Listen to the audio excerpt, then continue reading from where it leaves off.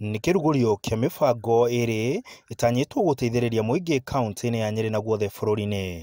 Ũmwe ũrĩ kũhe andũ irio, na Archbishop Anthony Muheria akiuga matanyĩte kũngania makĩria ma ciringi mirioni 100 kuma andũ a wendi mwega.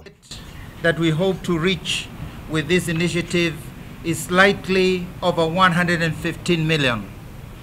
We expect that through our people who we in contact with, if 200,000 of the people we know across the country, we are not only thinking about Nyeri. Mbeca icio itanyĩtwo kũgũrĩra arĩa mekũhatĩkwo mũno nĩ mũrimũ ũyũ irio ta ici o mũthenya nĩguo matikae kũrarĩra. In all Kenyans, all Christians, that they can contribute to this initiative to give food for one family for one day, and we wish that they commit either for one day, for 1 week, for 1 month, as well as inviting other well-wishers. No thengia wa ũteithio wa irio, kanitha ũyũ no warugũria mũbango wa kũhe ũteithio wa kũhoreria ngoro na meciria kũrĩ mũingĩ kahinda gaka karitũ. And we have already got a team of already 30 people who are willing to volunteer, and they already have the telephone numbers.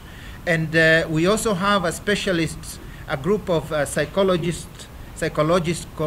counselors, a group of 8 who are backing up this initiative, so that we're able to help for all those people who have got it. Mũingĩ ũkorio kũnyitanĩra na gũteithania hĩndĩ ĩno andũ matindĩkĩtwo mũno. Ũrĩ ũteithio wa ngoro andũ makorio mahũre thimũ namba 0800722355 hatarĩ marĩhi na kũheana gĩa kũrĩa makorio matũme mbeca haha. Our faith by our action, namely by being generous.